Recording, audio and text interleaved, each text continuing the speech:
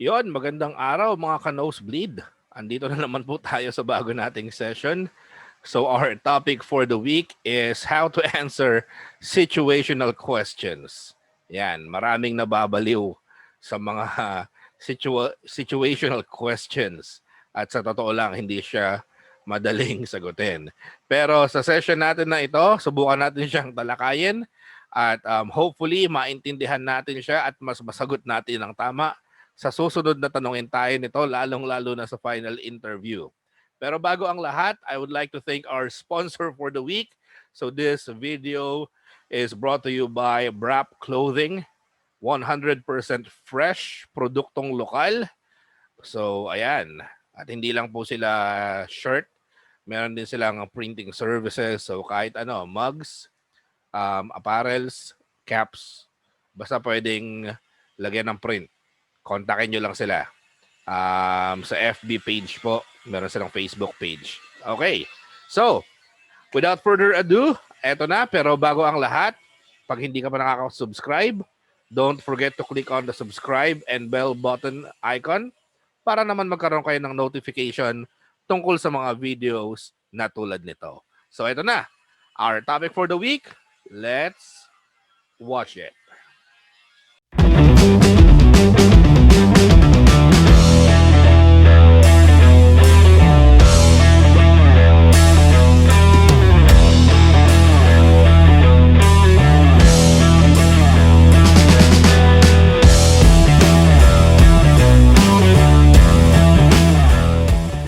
So again, good afternoon. It's a brand new week for us, and we have a brand new topic. Yung topic natin ngayon medyo out of the blue kasi medyo mahirap talaga tong mga tanong na to.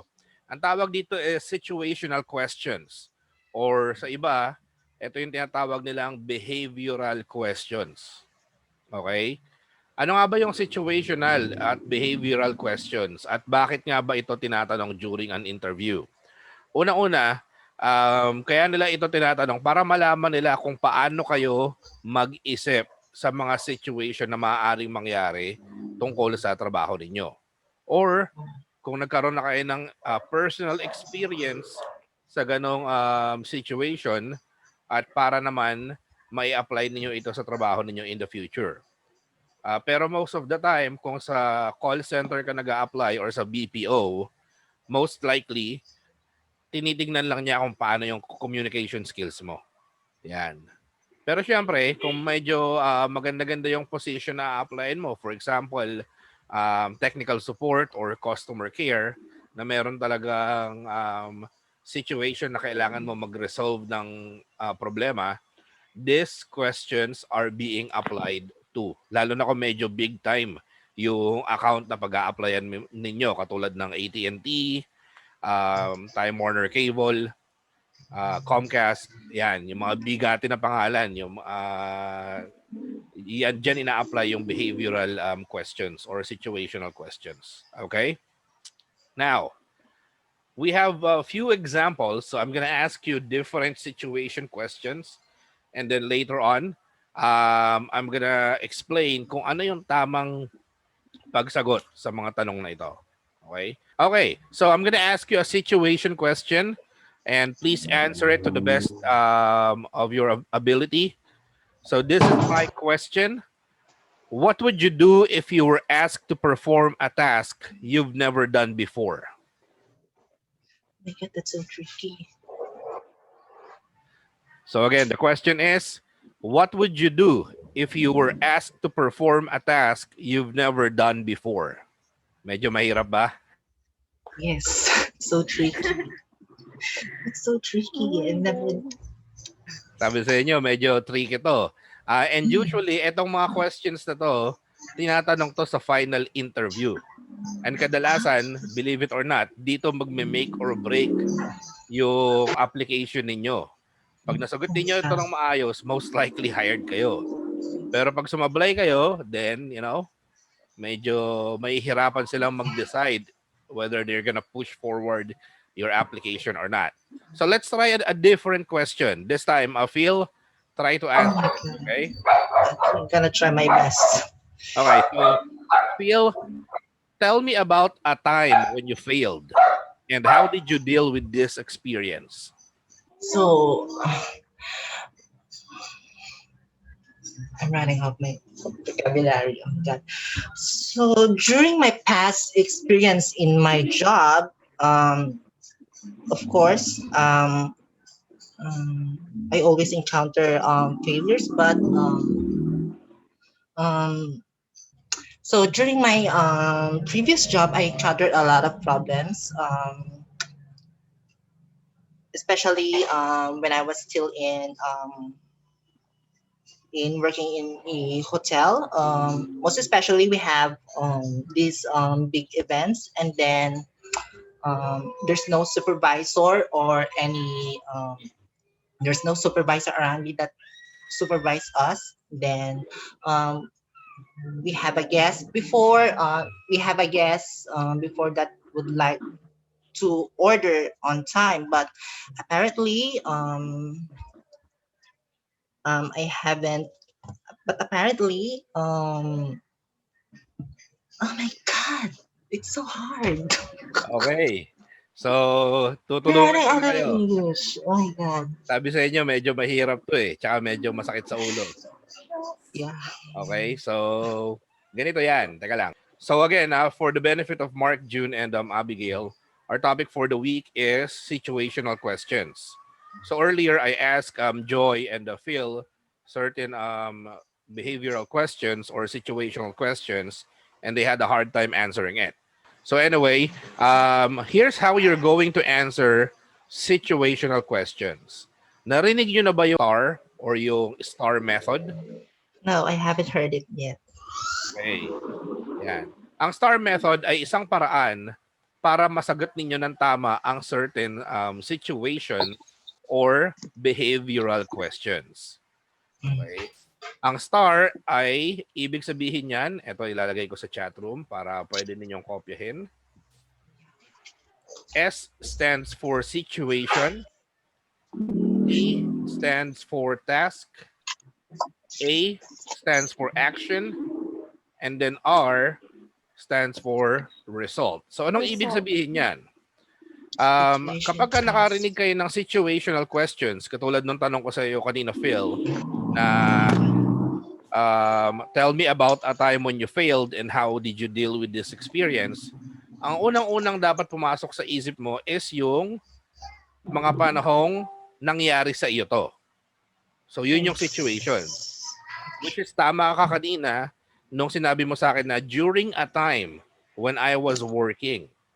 Yan. Kasi diyan magsisimula yan eh, sa ganyang phrase. O kaya, when I was a receptionist in my previous job. Sasabihin mo lang muna kung ano yung situation mo dati. Okay? Na nag-take effect yung situation tinatanong sa'yo. So ano yung susunod? Task. Ano yung ginagawa mo nung panahong yon? When I was a receptionist in a hotel, I used to talk to a lot of customers. Yun yung task mo. Yun yung trabaho mo. Okay? Action. Ano yung ginawa mo during that time na nagkaroon ka ng problema? Okay? So, when I was a receptionist, I used to handle customer complaint. And then one time, there's this customer who keeps on complaining. And then I tried to pacify her. Yun yung action mo. You tried to pacify. Okay? Pero dahil ang tanong natin is, when was the last time you failed at ano yung ginawa mo? And then, how did you deal with this experience? Punta ngayon tayo sa result. After I pacify the customer, unfortunately, she still asked for my manager. I believe I did not handle her concern well. And that's the time that I failed. What I did is I introduced her to my manager, and then afterwards, I let my manager handle the situation. And then when they're finished talking to one another, I talk to my manager and ask him what did I do wrong and what can I improve. Nakuha nyo? Kasi ang tanong natin is, tell me about a time when you failed. Kailan ka nagkamali? At paano mo na-overcome yung experience na yon? So sabi sa akin kanina na feel, may experience siya kanina sa dati niyang trabaho. So for example, ang experience mo dati is you're a receptionist. Yun yung kinikwento mo ngayon sa interviewer. Nagkaroon ka ngayon ng issue, hindi mo na-resolve, therefore you failed. So you escalated your situation to your manager. Then after you escalate the situation, tinanong mo ngayon yung manager mo kung paano mo mai-improve yung trabaho mo. And that's how you answer a situation like that. Okay? So, let's try another question. June, can you hear us, June? Yes, sir. Yes, sir. Okay, very good. June, I'm going to ask you one question and then answer it to the best ability of that you can, okay? Okay, sir. So my question is, what professional accomplishment are you most proud of and how did you achieve it? Okay.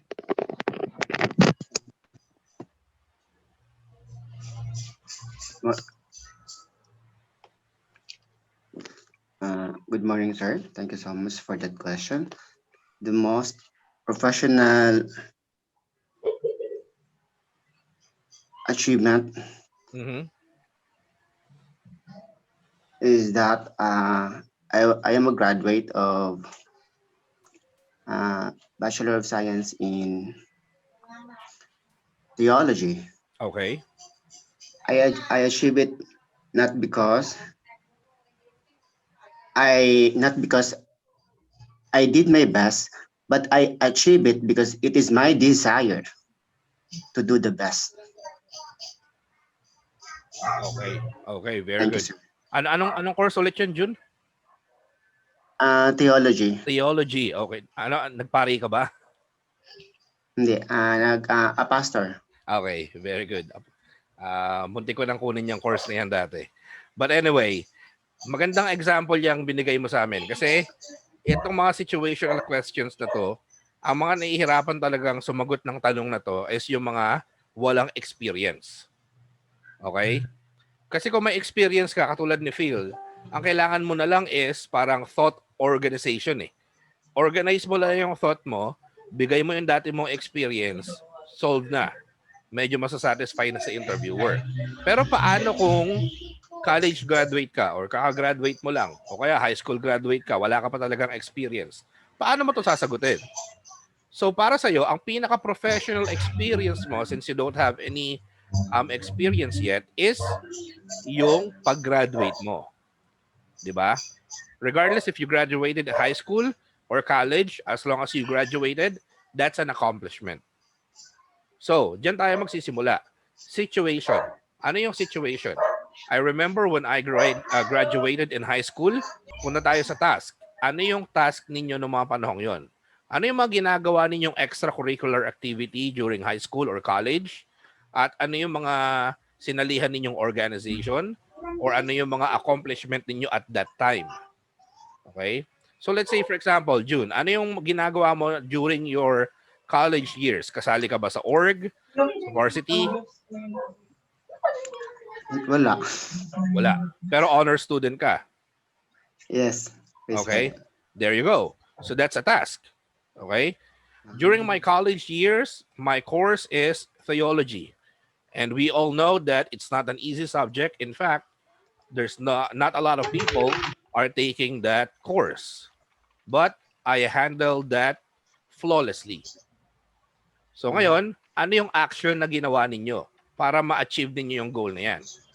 In order for me to achieve those results is that I study hard every day until I perfected all of the subject that I need to pass. And ano yung naging resulta? Of course, I graduated with flying colors. And that is something that I am really proud of. Malinaw?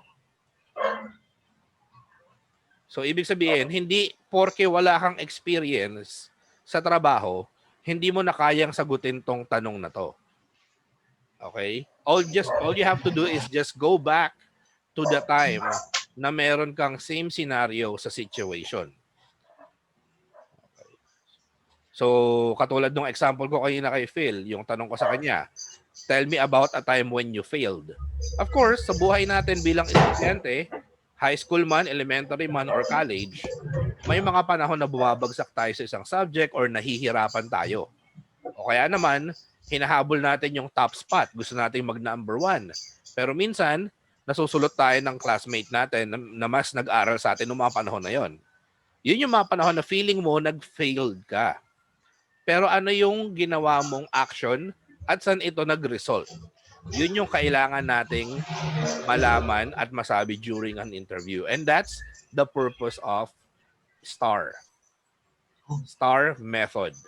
Yan ang pinaka-professional way to answer situational and behavioral questions. Malinaw? Any Coach. questions? If you don't have questions, kagaya na sinabi ko sa inyo parate, if you wanna review more about this topic, you can either join the next sessions we still have later at 4 p.m. and tomorrow, or pwede nyong balik-balikan tong mga session natin sa YouTube channel natin. Kasi hindi mo talaga to mapa-perfect in just one try. Continue watching the videos that I posted online, and then practice it with yourself. Huwag kayo mahihiyang mag-practice. Kasi at the end of the day, may benefit naman yan eh. May reward yan. Nakakahiya man na minsan pinagtatawanan kayo ng mga kasambahay ninyo dahil English kayo ng English. Pero in the long run, pag may trabaho na kayo, tapos nililibre nyo na sila sa Jollibee, pustahan tayo, magiging proud na mga kasambahay ninyo sa bahay. Okay? Yes. That's what I do when I enter in PPO. I Diba? practice a lot. Yan kasi problema natin mga Pinoy eh. Pa-practice tayo, tapos yung minsan yung mga kamag-anak natin, sila pa mismo yung nagtatawa sa atin, di ba? O kaya aasarin ka pa na English ka ng English, hindi ka naman magaling mag-English. Paano ka gagaling kung hindi ka man ka-practice? Diba?